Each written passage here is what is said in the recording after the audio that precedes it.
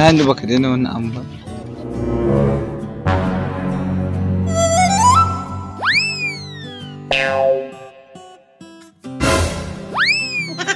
Kom malai, wannan kai Ni ne mana.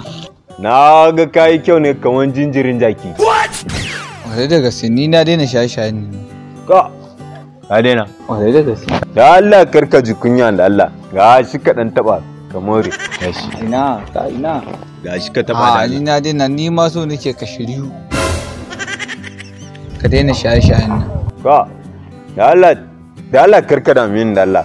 Zan so mu zauna ka je da ni ma na zama nagari. Ta silar wani mutum adali wato Abdul Amar mai kwashe.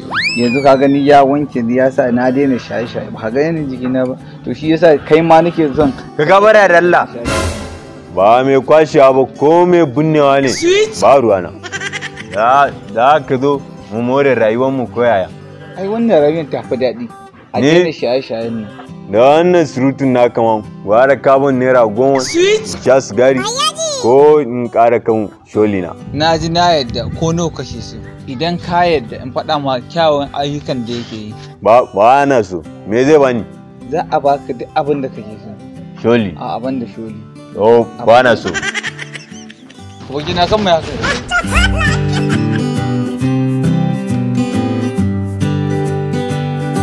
Assalamu alaikum. Wa alaikum salam. Abokina wallahi ba sai da zan masa ta yadda na gari ka baki da ka canza ba wallahi.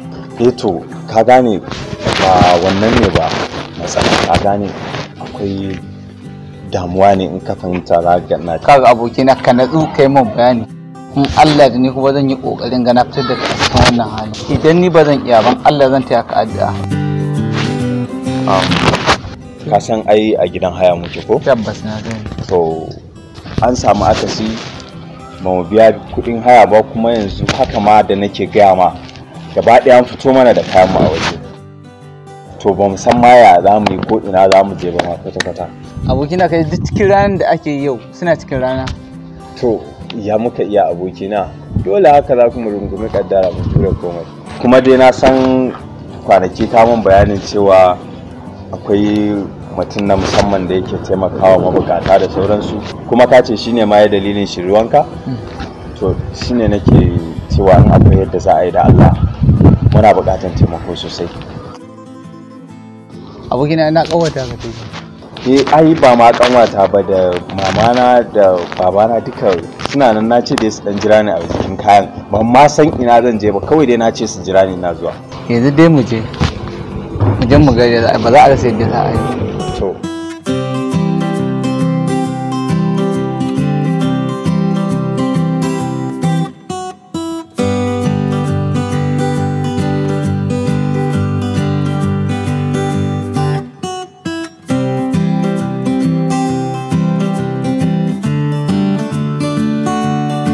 Baba wannan shi da gidan sai a shiga a duba.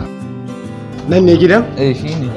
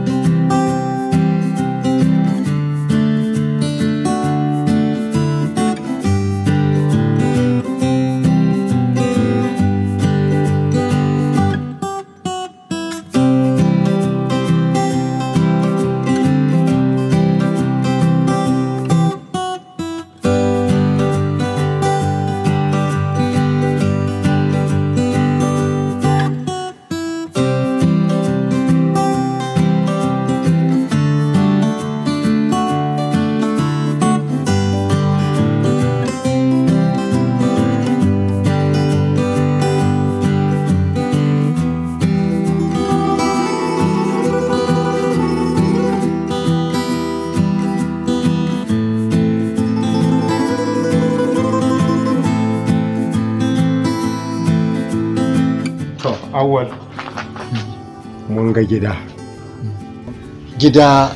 ya ginu, babban gida, amma ba mu san matsayin gidan ba. Ya matsayin gida yake? gida an bani shi ne aka ce idan na ga masu bukata in ba su gida, to kuma sai na ga kuma ma bukata ne, shi yasa nema da aka bani hima na baku. An baka gida don ka ba masu bukata. Kuma na kuna bukata. Mu ma Allah godiya. Allah ya maka albarka. Awal Allah ya maka albarka. Allah ya maka albarka. Awal wane ne da wannan babban aiki haka? Abdul Amar mai kwashewa. Abdul Ahmad. Kin san shi? Mala aini na dade ina jin labarin shi. Shi ne wanda ake malakabi da baya goya marayu, ya goya mai gata, ya goya maran gata. To Allah ya ma Abdul Ahmad albarka. Yanda ya bamu wannan gida, Allah ya bashi shi ma gida, ya gina mashi gida a aljanna.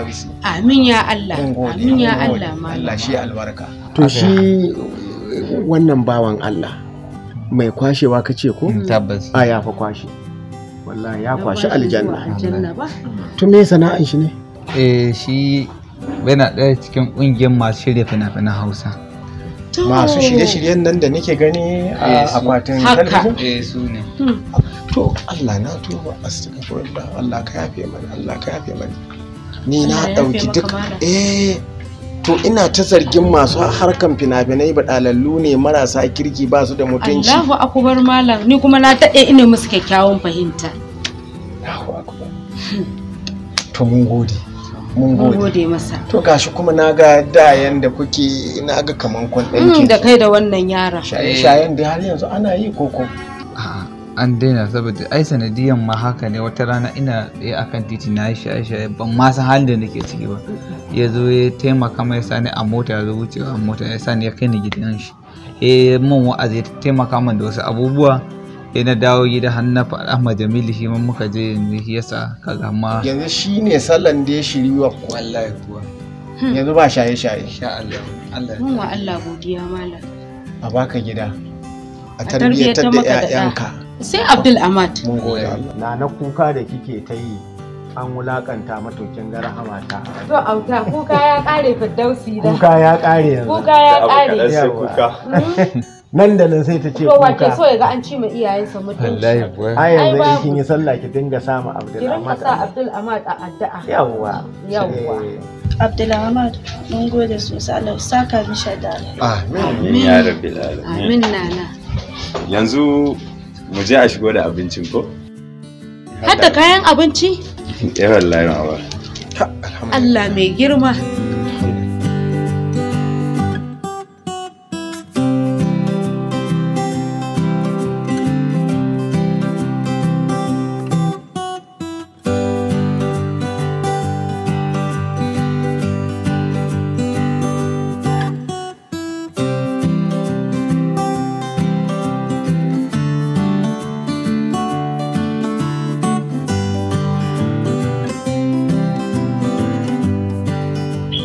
Abdul Ahmad addu'a.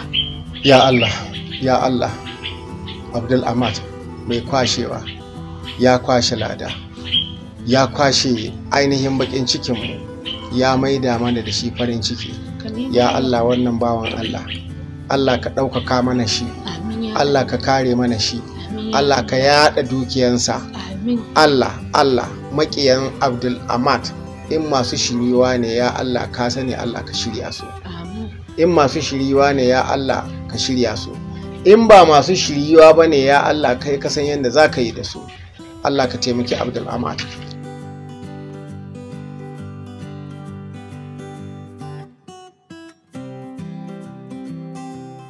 Wanda ya maka abin arziki to dole ne ka nuna farin cikinka da godiya. Sai malam.